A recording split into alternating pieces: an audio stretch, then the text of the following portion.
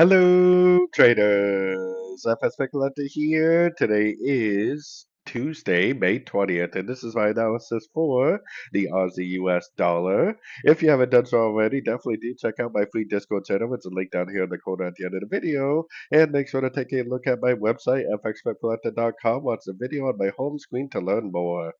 So, anyways, on the Aussie dollar, now I'm on the 4 hour time frame, and I do not disagree with anybody that thinks that this pullback that we had is a little bit too small, and that potentially it should make a much deeper pullback, maybe even going down, into like this area before it really goes up.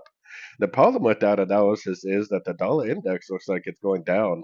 If the dollar index is going down, there's a pretty good chance that this is actually just going to keep on going up. And based on the weekly, monthly, daily time frame analysis, I mean, we have to be bullish at least until we get some sort of breakdown. So if it goes down and breaks this low, then yeah, definitely switch it back to mainly shorts. And, I would expect a pretty big move to the downside at that point. But as of right now, I mean, the same thing I said yesterday, we have an impulsive up, we have a break of structure. It seems like we already have the end of an ABC correction, and it seems like this is actually now already back into the uptrend.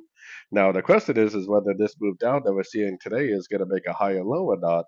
I could kind of picture this actually being like a wave A, this being like a wave B, and maybe it does drift down some more for a wave C.